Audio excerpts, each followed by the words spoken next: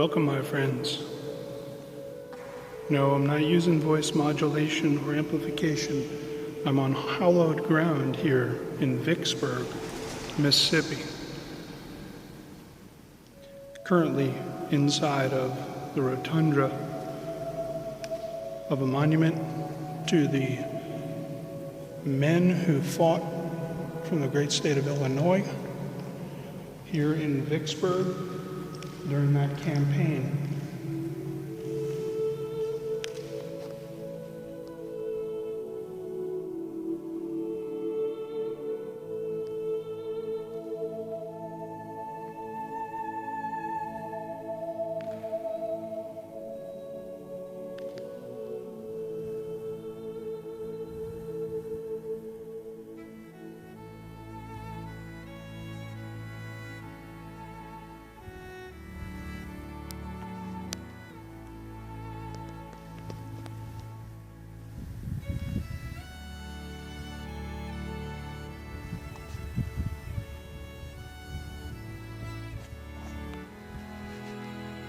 Now I'm probably going to take a handful of videos and splice them together. Just happens to be one of the large monuments. Hallowed ground, of course. Not going to be a lot of joking going on in this one. Just simply opportunity for reflection. As we take a walk out, we look at some of the battery. The artillery battery to the left will be the Union forces, and to the right will be the Confederate forces. And you can see what some of these men were involved in.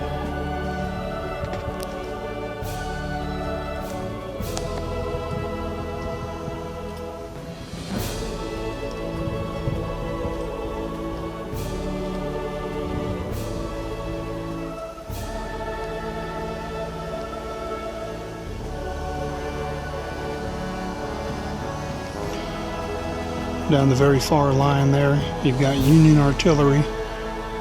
All the way up through there, Union trenches dug down, dug across. This tree line here actually hides some cross cuts of some deep trenches. Also around that berm there, around that corner, you've also got some deep trench dug.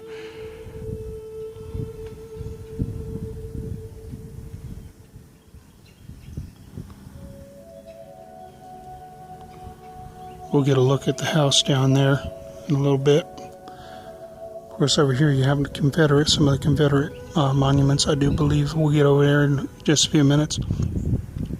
And then over here, we also have what's called Shirley House, and we'll get to taking a look at that here shortly.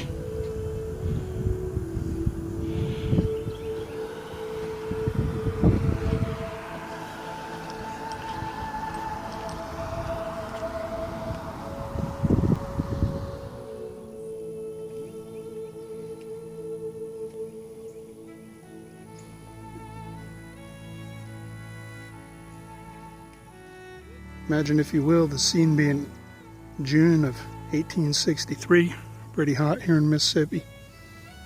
The hillside to the right had been completely transformed into a vast network of dugouts called shebangs. Right through here, Union soldiers did dugouts, keep themselves protected from the heat. A lot of it's overgrown here now, but and filled in, and kind of a way to protect themselves from the Union or the Confederate guns.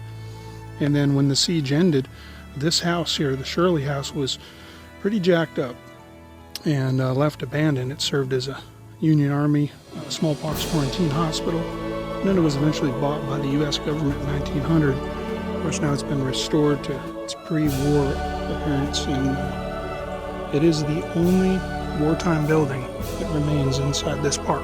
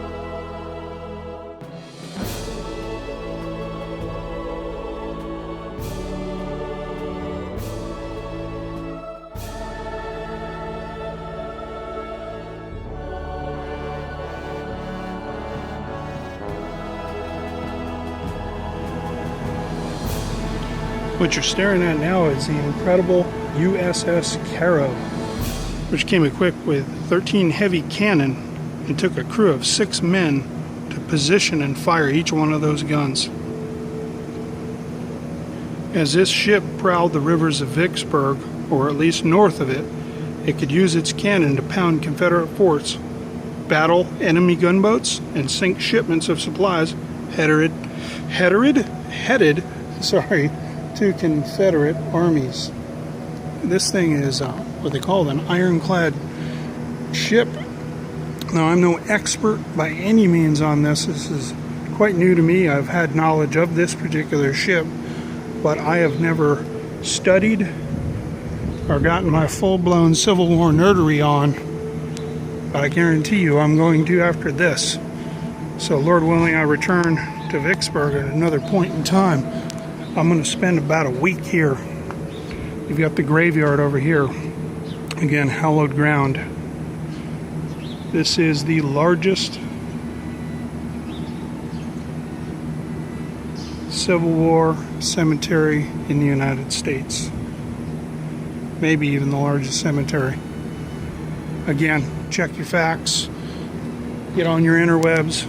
Check all that out.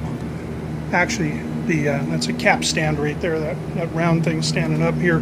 We're going to take a look at the pilot's wheelhouse here in just a minute. Talking about the immigrants during the Civil War that worked on this particular ship. You can see some of them.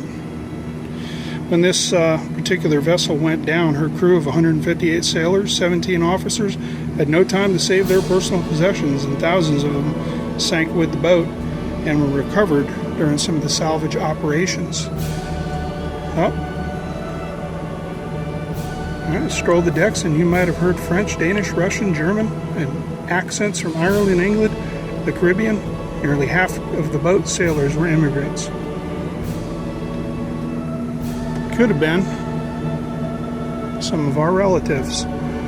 I know there's a town nearby that's named after my family, or maybe my family's named after those folks. These are the boilers.